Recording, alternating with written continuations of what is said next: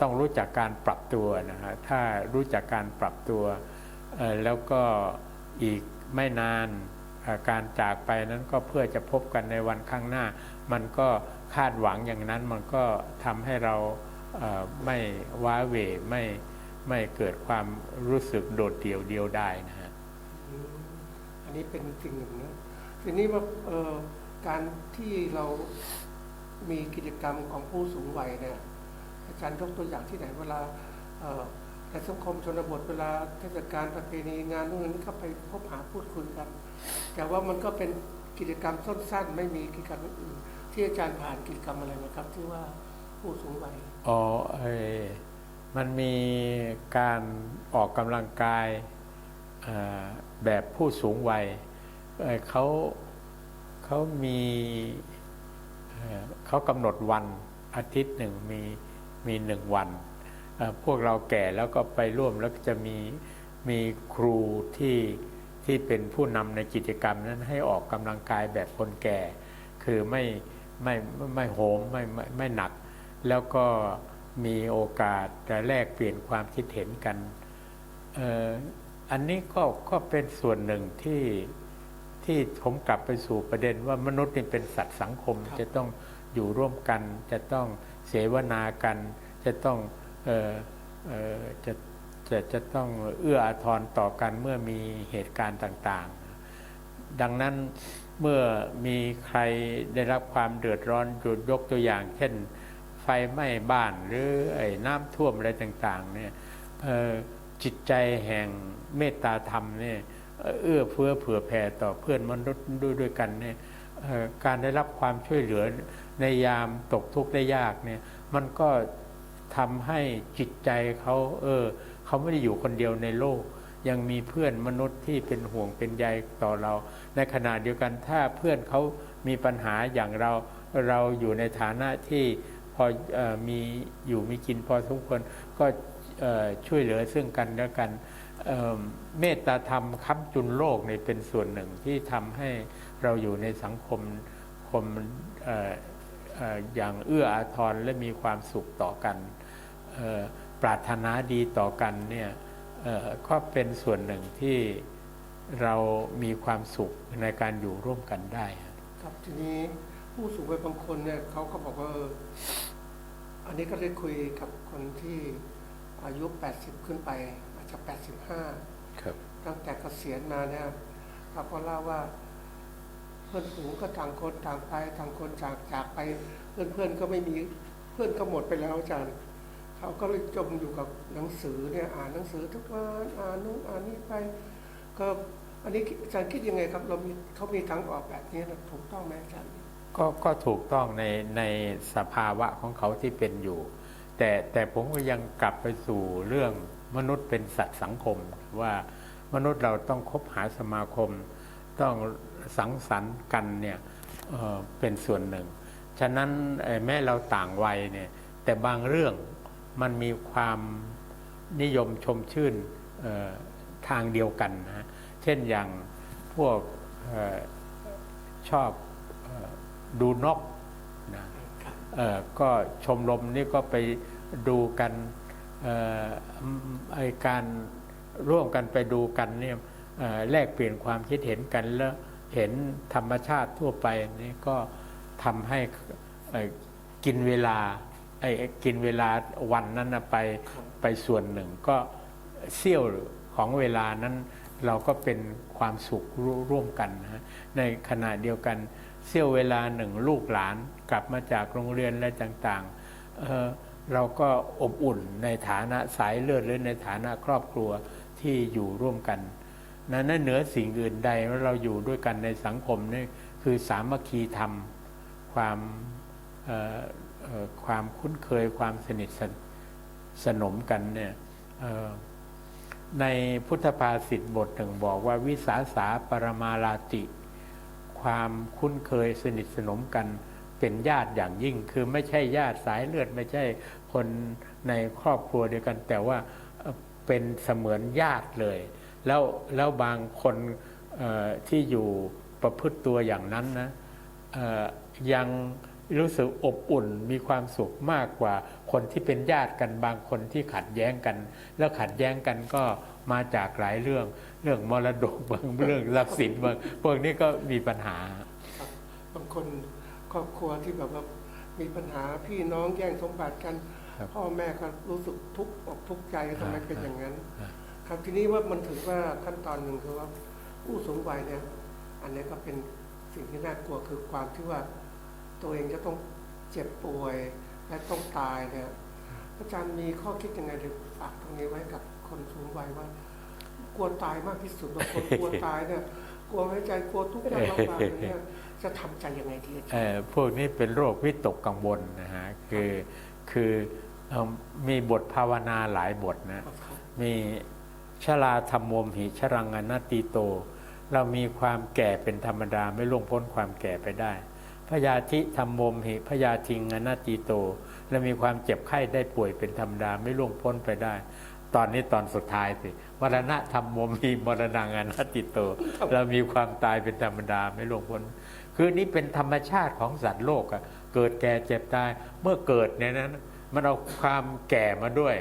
ความแก่มันก็ต้องเอาความตายมาด้วย เพราะนั้นรู้จักธรรมชาติเหล่านี้มันจะมาเมื่อไรนั่นนะเราก็กลับไปสู่กรรมุนาวัตตีโลโกก็คือเชื่อว่ากรรมฉะนั้นสุขตินี่คือไปดีอ่ะเพราะนั้นเราทำกรรมดีเราต้องไปดี ดังนั้นในหลักพุทธศาสนาจึงให้มีการภาวนาคือกำหนดจิต ยิ่งช่วงจะตายเนี่ยคลื่นมรณะมันมาเนี่ยมันจะวิตกกังวล แล้วถ้าเรายึดมั่นอยู่ในเกิดแก่เจ็บตายเป็นของธรรมดา แล้วเราก็มองไปข้างหลังว่าชั่วชีวิตนี้ ถ้าเราเคยทำผิดพลาดมาแล้วได้ทำความดีมาแล้วได้ทำความดีในส่วนนี้เป็นสัมมาทิฏฐิเราก็ต้องสุขติก็คือไปดีเราก็สบายใจ ดังนั้นจุดนี้เป็นจุดที่หนึ่งต้องมีสัมมาทิฏฐิพอสัมมาทิฏฐิว่าทรัพย์สมบัติอะไรของนอกกายเนี่ยมันเราตายแล้วเอาไปไม่ได้อะไรต่างๆเหล่านี้เราก็ภาวนาคือมีทานศีลภาวนาเป็นปัจจัยที่จะทำให้เราสุขสบายแล้วไปอย่างมีไปในทางที่ถูกต้องแล้วมีสุขติพบก็คือความเป็นสุขนะคือได้คุยกับผู้สูงวัยเขากลัวตายมากทีนี้เขาก็เหมือนกับว่าไม่รู้ทำยังไงดีความกลัวตายมันเกิดขึ้นคือที่บอกเป็นธรรมดาเนี่ยก็สอนทั่วไปเวลาพูดคุยถึงความตายใครก็ไม่อยากจะพูดคุยเพราะรู้สึกว่ามันไม่สนุกสนานมันอยู่บนโลกไม่อยากพูดถึงความตายดีกว่าเขาก็ไม่อยากทำตรงนี้ทีนี้อาจารย์จะมีตัวเตือนไงให้คนรู้ฝึกความตายคือตายก่อนตายให้ได้ยังไงฝึกใจยังไงอาจารย์ทำใจอย่างไรผมจำภาษิตหรือจำโครงจำกลอนส่วนหนึ่งไว้เรื่องความตายบอกและลึกถึงความตายสบายนักมันหักรักหักหลงในสงสารบรรเทามืดโมหันอันธการทำให้หายสะดุ้งไม่ยุ่งใจเพราะฉะนั้นก็ไปกลับไปสู่สัมมาทิฏฐิมองโลกในแง่ของความเป็นธรรมชาติเกิดแก่เจ็บตายนี่เป็นธรรมชาติเมื่อไรความเป็นเหตุเป็นผลศาสนาพุทธเป็นศาสนาแห่งความเป็นเหตุเป็นผลเมื่อเหตุมันเป็นอย่างนี้เหตุคือการเกิดนะชาติเนี่ยการเกิดมาแล้วมันก็จะตามมาด้วยแก่เจ็บตายเป็นของธรรมดา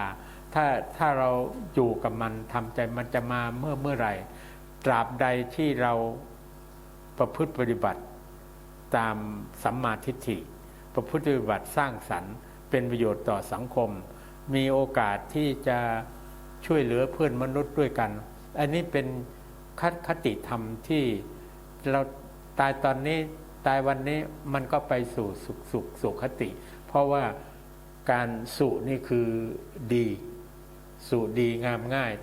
ตามหลักของภาษาบาลีนะก็เราก็สบายใจเมื่อเราสบายใจเราก็ไม่เดือดร้อนไม่วิตกกังวลอะไรต่างๆเรา เราเราเกิดมาแล้วมันต้องมีความตายเป็นเบื้องหน้ามันก็สบายใจ คือสำหรับพุทธศาสนาก็สอนเราอย่างนี้ แต่ทีนี้คนส่วนใหญ่เขาไม่มีพุทธศาสนาเนี่ยเขาก็ใช้ชีวิตที่ไม่เป็นมิจฉาทิฏฐิมาก็เขาเรียกว่าไม่ถูกต้องตามธรรมสร้างความเดือดร้อนกับคนอื่นมันจะเป็นทุกขติใช่ไหมที่จะเกิดขึ้นข้างหน้าเนี่ยทีนี้จะทำยังไงสำหรับคนมันย้อนกลับอดีตไม่ได้แล้วแล้วเขาทุกข์ยากลำบากขึ้นมาแล้วเนี่ยเขาทำผิดพลาดมาเนี่ยทีนี้ทำไงมาถึงที่จะให้ไปสุคติได้ไหมอาจารย์ได้คือในหลักศาสนามีสองส่วน เทวนิยมอเทวนิยม เทวนิยมคือยึดถือพระเจ้ายึดถือพระศาสดายึดถือเทพเจ้าเป็นสรณะเป็นที่พึ่งอเทวนิยมคือศาสนาพุทธคือไม่ยึดถือพระเจ้าแต่ยึดถือตนทำตนให้ดีอัตตาหิอัตโนนาโถตนเป็นที่พึ่งของตนแล้วทำตนให้เหมาะสมเราก็เป็นที่มาของความสุขพอเมื่อใดจิตใจคลื่นมรณะมาเนี่ยในขณะที่กำลังจะตายเนี่ยจิตใจตัวนั้นเป็นตัวสำคัญถ้าจิตใจช่วงที่เราจะตายนี่มีอกุศลเกิดขึ้นหรือคิดถึงอกุศลมันก็จะเป็นทางที่ไม่ดีไม่สงบสุขแต่เมื่อใดเราคิดถึงทางดีดังนั้นทานศีลภาวนาเนี่ยจึงมีการเอื้อเฟื้อเผื่อแผ่ต่อกันมีการกำหนดไม่ทำร้ายซึ่งกันและกันก็เป็นศีลไม่มุสาอะไรต่างๆนะภาวนานี่แหละคือทำจิตใจให้สงบเนี่ยช่วงคลื่นมรณะมันมาเนี่ยเราสงบอยู่ในภาวะที่ถูกต้องมีสัมมาทิฏฐิแล้วก็มีความเห็นที่เป็นถูกต้องมีขนาดนั้นเรารู้ธรรมดาของสัตว์โลกหรือของชีวิตแล้วลำลึกถึงคุณงามความดีที่ได้ปฏิบัติมาแล้วกำลังปฏิบัติอยู่มันก็คติที่ไปก็คือสุขติอันนี้ก็ถ้าเรามีสัมมาทิฏฐิอย่างนี้ก็ไม่เดือดร้อนก็สามารถเกิดแก่เจ็บตายนี่ก็อยู่ในความสุขได้ครับอยากขอข้อคิดสั้นๆจากอาจารย์ฝากผู้สูงวัยที่มีเวลาน้อยอาจจะสูงวัยมากแล้วก็ความตายใกล้เข้ามาถึงแล้วเนี่ยอาจารย์จะฝากข้อคิดสั้นๆให้กับผู้สูงวัยอย่างนี้ยังไงให้มีกำลังใจในการไปสู่สุคติให้ได้ครับคือที่อาจารย์ถามถึงนี่ตอนนี้ผม86แล้วนะผมก็อยู่ในภาวะสุขจะจากไปเมื่อไหร่ก็เป็นไปตามธรรมชาตินะฉะนั้นกินได้นอนหลับขับถ่ายออกกำลังกายสบายใจไอ้ตัวสบายใจเนี่ยจะเป็นตัวนำไปสู่เราจะอยู่หรือจะไปเราก็มีความสุขนะดังนั้นก็ไม่ไปเรียกว่าไปแนะนำคนอื่นนะตัวเองนี่ก็ดำรงชีวิตอยู่นี่ก็คือคิดถึงเหตุปัจจัยคิดถึงความต่อเนื่องแล้วภาวะการที่เป็นอยู่ก็ถ้ามองในแง่ของความโชคดีว่าเราได้รับการศึกษาอย่างนี้มีหน้าที่การงานอย่างนี้แล้วออกจากหน้าที่การงานแล้วรัฐบาลก็ยังให้ค่าเกษียณถึงมันจะน้อยแต่เรารู้จักประหยัดใช้จ่ายเราไม่สร้างความเดือดร้อนก็ไม่อยากจะว่าอะไรนะคือถ้าไม่กินเหล้านี่นะฮะโอ้มันช่วยได้หลายอย่างเลยไม่กินเหล้าอย่างเดียวเนี่ยครอบครัวก็อบอุ่นแล้วค่าใช้จ่ายใน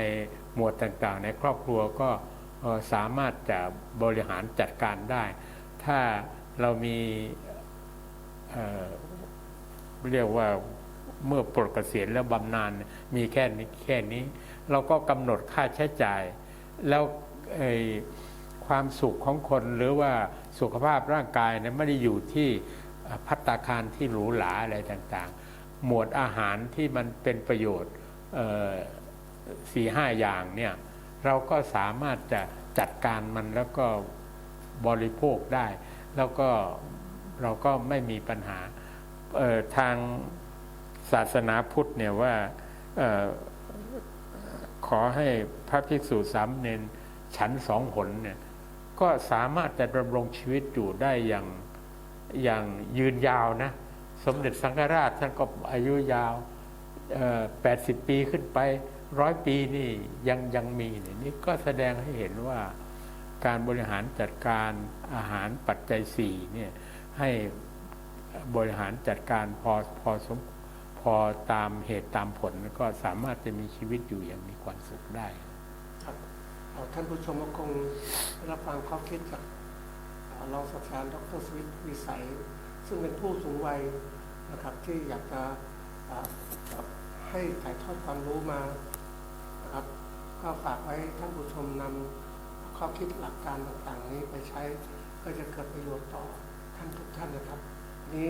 หมดเวลาแล้วครับสวัสดีครับขอบคุณอาจารย์ สวัสดีครับสวัสดีครับ เดี๋ยวการเอาอันนี้ตอนแล้วเดี๋ยวจะอีกตอนพอไหมหรือพอแล้ว